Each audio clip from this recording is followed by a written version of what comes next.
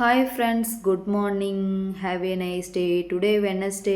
எங்கள் வீட்டில் என்ன லன்ச் அப்படின்னு பார்த்தோன்னாக்கா காளான் பிரியாணி காளான் ஃப்ரை பண்ணிக்கலாம் அப்படின்னு சொல்லிட்டு 2 பேக்கெட்டு காளான் வாங்கிட்டு வந்தது இருந்ததுங்க. சரி, ஒரு பேக்கெட் போட்டு காளான் பிரியாணி பண்ணிவிட்டு ஒரு பேக்கெட் வந்து நம்ம காளான் ஃப்ரை பண்ணிடலாம் அப்படின்னு சொல்லிட்டு வெங்காயம் தக்காளி எல்லாம் கட் பண்ணி வச்சுட்டேன். புதினா கொத்தமல்லி அதையுமே க்ளீன் பண்ணி எடுத்து வச்சாச்சு. பச்சை மிளகா அதையுமே எடுத்து ஒரு பச்சை மிளகா தான் நாங்கள் யூஸ் பண்ணேன். உங்களுக்கு காரம் அதிகமாக வேணும்னா நீங்கள் அதிகமாக யூஸ் பண்ணிக்கலாம்.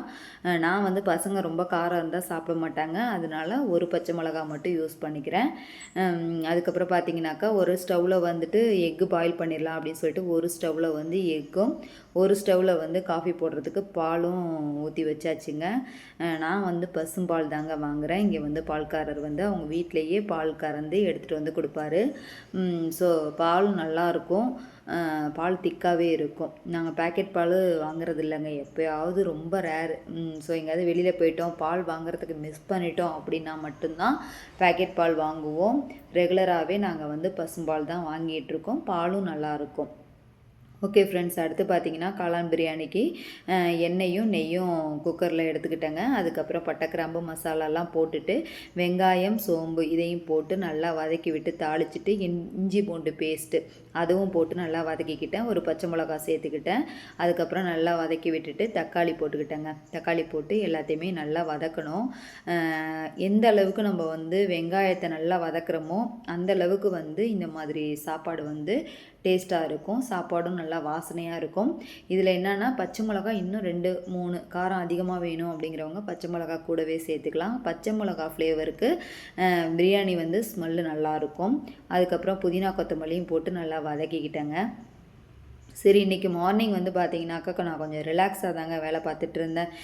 எழுந்ததுமே டக்குன்னு வேலை பார்க்க வரல. எப்போதுமே எழுந்ததுமே டக்குன்னு வந்துடுவேன். ஆனால் இன்றைக்கி பார்த்தீங்கன்னா கொஞ்சம் பொறுமையாகவே பார்க்கலாம் அப்படின்னு சொல்லிட்டு கொஞ்சம் நேரம் உட்காந்தே இருந்தேன். என்னவோ தெரில, கொஞ்சம் டயர்டாகவே இருந்தது. ஸோ கொஞ்சம் நேரம் உட்காந்துருந்துட்டு அதுக்கப்புறமா தாங்க நான் கிச்சனுக்குள்ளேயே வந்துட்டு அதுக்கப்புறம் ஒவ்வொரு வேலையாக பார்த்துட்டு இருந்தேன். எப்போவுமே வேலை பார்க்குறோம் அப்படின்னா டக்குன்னு கிச்சனுக்குள்ளே வந்துட்டு வேலை மட்டும் பார்க்க முடியாதுங்க. இதுக்கடையில் வாசல் கழுவி கோலம் போடுறது, பால்காரர் வந்தால் பால் வாங்குறது, பசங்களை எழுப்பி அவங்கள ஃபேஸ் வாஷ் பண்ண சொல்லிட்டு படிக்க வைக்கிறது, இதையுமே அப்பப்போ கேப் கிடைக்கிறப்ப போய் பார்த்துட்டு இருக்கணுங்க. அதையும் பார்த்துக்கணும், சமையலையும் பார்த்துக்கணும். அடுத்து பார்த்திங்கன்னா மஞ்சள் பொடி, கரம் மசாலா, மிளகாத்தூள் இதெல்லாமே மிக்ஸ் பண்ணிவிட்டு எல்லாம் போட்டு நல்லா வதக்கிக்கணுங்க. நான் வந்து இதுக்கு வந்து அரிசி வந்து 2 கிளாஸ் சாப்பாட்டு அரிசி எடுத்திருக்கேன். எனக்கு என்னவோ பாஸ்மதி ரைஸு, சீரக சம்பா ரைஸு இதை மாதிரி ரைஸில் வந்து பிரியாணி பண்ணி சாப்பிட்றத விட வீட்டில் அரிசி சாப்பாட்டு அரிசி இருக்குது பார்த்திங்களா, அதில் வந்து பிரியாணி பண்ணி சாப்பிட்றது தாங்க எனக்கு பிடிக்கும். அந்த டேஸ்ட் தான் எனக்கு பிடிச்சிருக்கு. பாஸ்மதி ரைஸை விட இதுதான் பிடிச்சிருக்கு. ஆனால் கடையில் வந்து ஹோட்டலில் பார்த்திங்கன்னா பாஸ்மதி ரைஸில் உள்ள பிரியாணி வந்து சில கடையில் சூப்பராக இருக்கும், சில கடையில் எனக்கு செட் ஆகாது.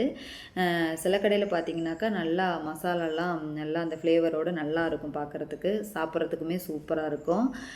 அடுத்து பார்த்திங்கன்னா இதில் காளான் மிக்ஸ் பண்ணிக்கிட்டேங்க. காளான் மிக்ஸ் பண்ணி நல்லா வதக்கி விட்டுக்கிட்டேன். அதுக்கப்புறம் வந்து தயிர், வீட்டில் உர ஊற்றி வச்ச தயிர், ஸோ அதுவுமே ஒரு 2 ஸ்பூன் அளவுக்கு சேர்த்துக்கிட்டு நல்லா வதக்கிக்கணும்.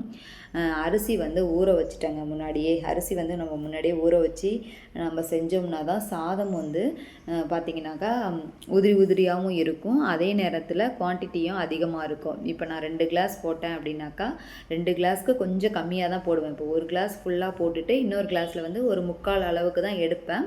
ஸோ 4 பேருக்கும் எங்கள் 4 பேருக்குமே கரெக்டாக ஆகிடும் அந்த சாப்பாடு. அதுலேயுமே சம்டைம் கொஞ்சம் மீந்துடும், சாப்பிட்றத பொறுத்து இருக்குது. அதுக்கப்புறம் பார்த்திங்கன்னா சாப்பாட்டுக்கு தேவையான அளவு உப்பு மிக்ஸ் பண்ணிவிட்டு நல்லா வதக்கி விட்டுக்கிறேன். அப்புறம் ஹாட் வாட்ரு வந்து போட்டு வச்சுருந்தேன். சரி, சீக்கிரம் குயிக்காக செய்யணும் அப்படின்னாக்கா ஹாட் வாட்ரு போட்டு நம்ம வந்து சாப்பாடு செஞ்சோம்னா சீக்கிரமாகவே வெந்துடும், நம்மளுக்கு வேலையும் கொஞ்சம் ஈஸியாக முடிஞ்சிடும்.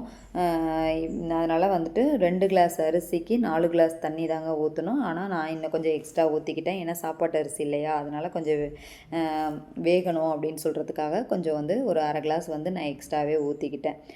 அதுக்கப்புறம் ஊற்றி நல்லா கொதிக்க வச்சு அரிசியும் போட்டு லாஸ்ட்டாக வந்து 2 ஸ்பூன் நெய் போட்டுக்கிட்டேங்க. லாஸ்ட்டாக 2 ஸ்பூன் வந்து நெய் சேர்த்துக்கிட்டேன். நெய் வந்து கொஞ்சம் கூடவே சேர்த்துக்கலாம். ஏன்னா வந்து பசங்களுக்கு காரமாக இருந்தால் அவங்க வந்து சாப்பிட மாட்டாங்க. அதனால் வந்து நெய் வந்து 2 ஸ்பூன் எக்ஸ்ட்ரா சேர்த்துக்கிட்டேன். நான் வந்து நெய் வந்து வீட்டில் உருக்கி எடுத்த நெய் தாங்க. வெண்ணெய் பால் ஆடை எடுத்து வச்சுட்டு அதுலேருந்து வெண்ணெய் எடுத்து அதுக்கப்புறம் நெய்யாக உருக்கி வச்சுப்பேன். ஸோ வீட்டில் உருக்கின நெய் அப்படிங்கிறதுனால நல்லாவே வாசனை சூப்பராக இருக்கும். டேஸ்ட்டுமே வந்து பார்த்திங்கனாக்கா நல்லாயிருக்கும். அதே மாதிரி கடையில் நம்ம வந்து வாங்குகிறோம், அதில் கெட்டு போகாமல் இருக்கிறதுக்கு நிறைய வெண்ணெய்லேயும் சரி நெய்லேயும் சரி என்ன வேணாலும் கெமிக்கல் ஆட் பண்ணலாம். ஸோ நம்ம வீட்டில் இதை மாதிரி ரெடி பண்ணுறதுனால எந்த விதமான கெமிக்கலும் இல்லாமல் பியூரான நெய் நம்மளுக்கு கிடச்சி போயிடுது. அதனால் நெய் வந்து நான் எப்போவுமே பால் ஆடை எடுத்து வச்சேன்னா எவ்வளோ ஆடை சேருதோ அந்த ஆடைக்கு தகுந்த நெய்யாக இருந்தாலும் ஓகே அப்படின்னு சொல்லிட்டு நான் அதை எடுத்து வச்சுருவேங்க. சில பேர் வந்து பால் வந்து திக்கான பால் வாங்கினாலுமே காய்ச்சிட்டு அந்த ஆடையை அப்படியே வடிகட்டி வேஸ்ட்டாக தூக்கி போடுறாங்க. அது மாதிரி தூக்கி போடாமல் இதை மாதிரி நெய் உருக்கி யூஸ் பண்ணி பாருங்கள், சூப்பராக இருக்கும். ஓகே ஃப்ரெண்ட்ஸ், லஞ்சு எங்கள் வீட்டில் ரெடி பண்ணியாச்சு. என்னென்னு பார்த்தீங்கன்னாக்கா காளான் பிரியாணி, எக்கு பாயில் பண்ணியாச்சு. ஒரு பாக்கெட் இருந்த காளானையும் பெப்பர் போட்டு ஃப்ரை பண்ணிட்டேங்க. இதோட வீடியோ அடுத்து வரும். தயிரும் உர ஊற்றி வச்சது இருக்குது. ஓகே ஃப்ரெண்ட்ஸ், பாய், டாட்டா.